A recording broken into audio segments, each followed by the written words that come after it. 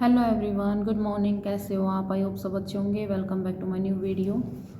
तो गाइज़, पिछली वीडियो में मैंने आप लोगों को बताया था कि मेरे पति ने मेरे साथ बुरी तरह से जानवरों की तरह मारपीट की। तो गाइज़, उसके बाद मैं हॉस्पिटल गई। हॉस्पिटल जाने के बाद मैंने कैसे अपने मायके वालों को रिसेप्शन से कांटेक्ट किया, क्योंकि फ़ोन मेरा हस्बैंड ने छीन लिया था। तो मैंने अपने मायके वालों को किस तरह से कांटेक्ट किया। तो गाइज़, मैंने मेरी मम्मी को और मेरे भाई को डॉक्टर के वहाँ से रिसेप्शन से कॉल की कि ऐसे ऐसे मुझे बुरी तरह से मारा पीटा गया है। उसके बाद मुझे घर आते आते यही 5 बज गए थे और मेरे मम्मी और जो मेरे भाई थे वो मुझसे पहले घर पर पहुँच गए थे। तो मुझे आते आते थोड़ा लेट हो गया, तो मम्मी और भाई मेरा वेट कर रहे थे। तो जैसे ही हम घर के अंदर गए तो मुझे लगा था कि शायद मम्मी और भाई को देखकर ये आदमी अपनी गलती मानेगा, शर्मिंदगी महसूस होगी इस आदमी को। लेकिन मैं गलत थी, ऐसा कुछ नहीं था। घर जाने के बाद क्या हुआ, मुझे ये था कि ये शायद गलती मानेगा, लेकिन इसने गलती मानने की बजाय वहाँ भी अपना ड्रामा स्टार्ट कर दिया। ड्रामा क्या किया कि कभी मतलब उनका जो हॉल है, जो हमने घर बनाया था, उसका हॉल और किचन बिल्कुल मिक्स है, कोई दीवार नहीं है। तो किचन में जाके तवा उठा लाया, तवे को अपने सर में मार रहा है जानबूझ के। हम पकड़ रहे हैं उसको बचाने के लिए, क्योंकि हमें ये था कि अगर अब इसने अपने शरीर पर मार लिया तो मेरा भाई फंसेगा, मेरी माँ फंसेगी, ये हो जाएगा। मुझे पता था उस आदमी की सोच का, उसका मकसद ये था कि तुम अपने आप से चोट मार लो ताकि कल को ये कहने लायक हो जाओगे कि इन्होंने मुझे घर में घुस के मारा। तो कभी तो तवा उठा के अपने सर में मार रहा है, तो कभी चाकू उठा के अपने हाथ काटने की कोशिश कर रहा है। मतलब जानबूझ के ऐसी हरकतें कर रहा है ताकि मेरे घर वालों के ऊपर इल्ज़ाम लगे।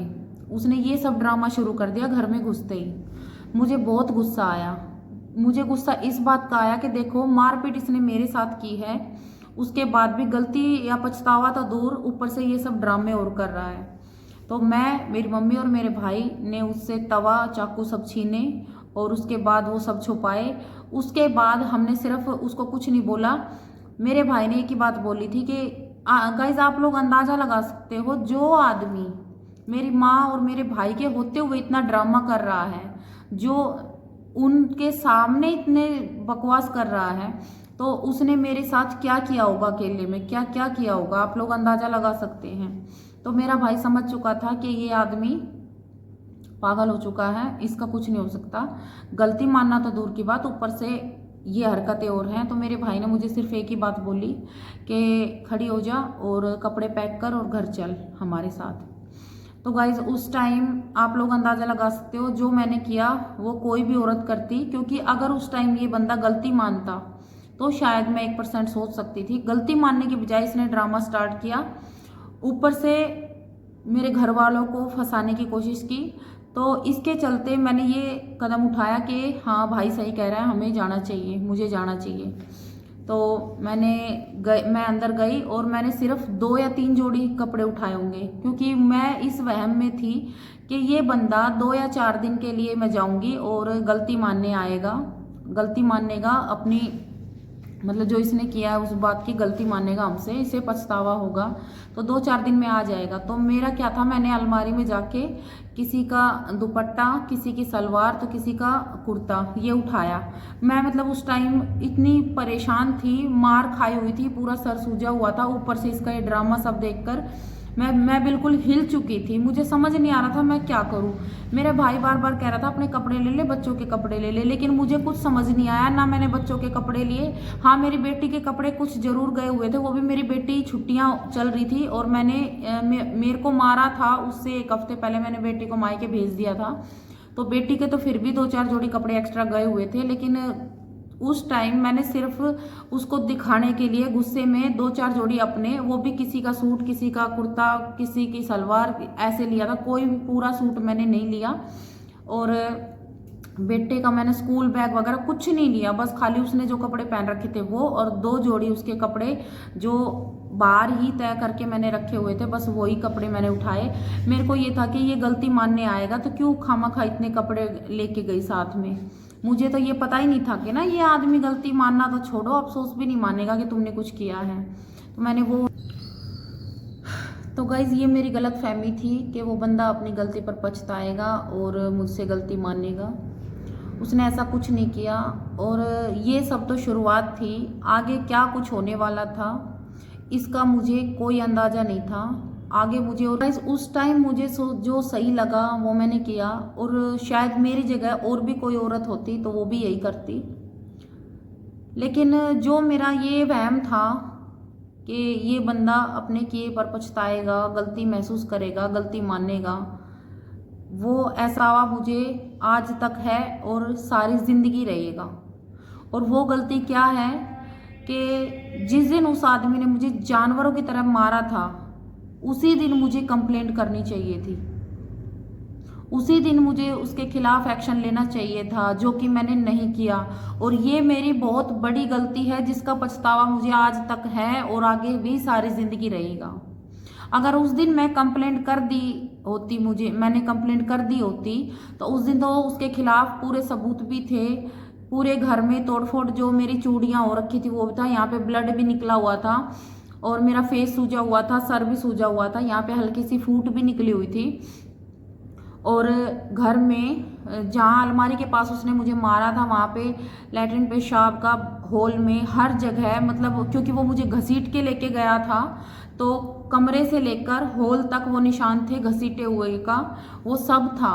तो उस दिन मैं अगर कंप्लेंट करती तो इस आदमी की आगे हिम्मत नहीं पड़ती, मुझे तो क्या किसी पर भी हाथ उठाने की, जानवरों की तरह। उस दिन मुझसे बहुत मोटी गलती हुई है। तो मैं मैं उन लेडीज से भी जो मेरी तरह ऐसे लोगों को बर्दाश्त करती है और तुरंत कोई एक्शन नहीं लेती, उनको ये कहना चाहूँगी कि मुझे इस बात का बहुत बड़ा पछतावा है आज तक। तो आप ऐसे गलती ना करें, अगर किसी के साथ ऐसा होता है तो तुरंत एक्शन ले, क्योंकि बाद में वो बात नहीं रहती और बाद में आदमी का कुछ नहीं पता। मैं जानती हूँ उस दिन अगर मैं कर देती शायद मुझे वो नहीं झेलना पड़ता जो मैं उसके बाद जो मैंने झेला है, इस आदमी ने मेरे साथ और क्या क्या किया है वो मुझे नहीं झेलना पड़ता। और गाइज उस दिन मैंने कंप्लेंट क्यों नहीं की, क्योंकि मैंने ये कभी नहीं सोचा था कि मैं इस आदमी से दूर रहूंगी, अलग हो जाऊंगी। कभी नहीं सोचा था, मैंने सपने में भी नहीं सोचा था मैंने ये चीज़ कि मैं इससे अलग होके रहूंगी। बच्चों और मतलब हमारी फैमिली ऐसे टूट कर बिखर जाएगी, अलग हो जाएगी, मैंने ये कभी नहीं सोचा था। क्योंकि 10 साल हमने साथ निकाले थे, 2 बच्चे थे, कोई भी औरत हुई, अगर मैं अकेली होती तो मैं शायद ये चीज़ सोच सकती थी कि मैं अलग रहूँगी। लेकिन मुझे ये था कि भाई मेरे 2 बच्चे हैं, मुझे उनके बारे में भी सोचना था। तो मैंने ये कभी नहीं सोचा था कि मैं अलग रहूँगी। कोई भी औरत हुई अपने से ज़्यादा अपने बच्चों के बारे में सोचेगी।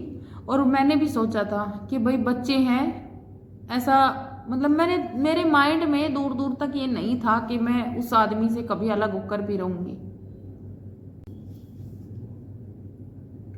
और भाई कुछ लोग ये सोचते हैं कि उस दिन की मारपीट के बाद मैंने ऐसे ही अलग रहने का इतना बड़ा फैसला ले लिया। तो भाई आप लोगों को बता दूं, मेरी जगह कोई भी औरत हुई और अकेली हुई तो शायद मैं मान भी लूं, लेकिन जिसके साथ 2 बच्चे होंगे वो इतना बड़ा फैसला सिर्फ एक दिन की, उस दिन की मारपीट के ऊपर नहीं लेगी। क्योंकि मारपीट से ज्यादा एक औरत अपने बच्चों को देखती है, अपने बच्चों का जीवन देखती है।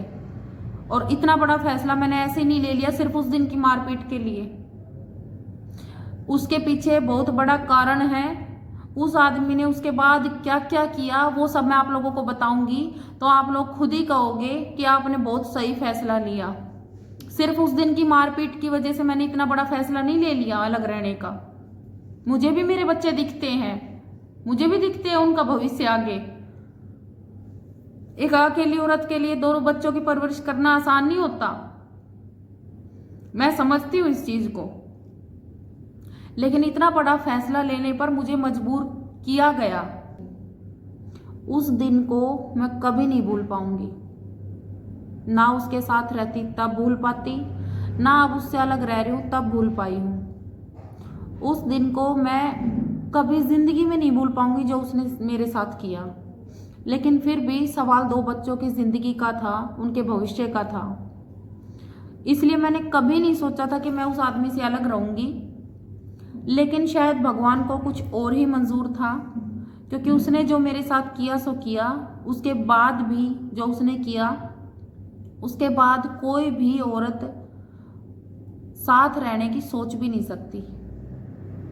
मैं अपने दिल से बता रही हूँ, मैंने कभी अलग होने की नहीं सोची थी, कभी भी नहीं सोची थी, सपने में भी नहीं सोची थी। इसीलिए तो मैं वहाँ उस घर से जब निकली तो मैंने कुछ नहीं लिया। मेरे भाई बार बार, मेरी माँ बार बार कह रही है अपने कपड़े ले ले, कपड़े ले ले, बच्चों के कपड़े ले ले।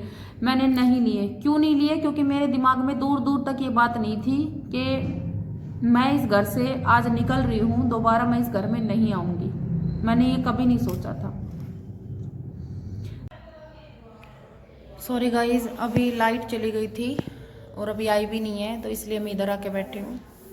तो गाइज मैं ये कह रही थी कि इतना बड़ा फैसला ऐसे ही नहीं लिया जाता, और इतना बड़ा फैसला लेने के लिए सब कुछ देखना पड़ता है, अपने बच्चों की तरफ भी देखना पड़ता है। लेकिन भगवान ने कुछ अलग ही सोच रखा था। भगवान की मर्जी का आगे किसी की नहीं चलती। बाकी इतना बड़ा फैसला लेने पर मुझे कैसे मजबूर किया गया, ऐसा क्या किया उस आदमी ने जो मुझे इतना बड़ा फैसला लेना पड़ा, वो सब मैं आप लोगों को नेक्स्ट वीडियो में बताऊंगी। क्योंकि अभी एक तो लाइट चली गई है, ऊपर से ये वीडियो ज़्यादा बड़ी हो जाएगी, फिर ये अपलोड करने में मुझे दिक्कत होगी। तो गाइज़, इसके आगे उस आदमी ने कैसे मुझे इतना बड़ा फैसला लेने पर मजबूर किया और मेरे साथ आगे क्या क्या किया, वो सब मैं आप लोगों को नेक्स्ट वीडियो में बताऊंगी।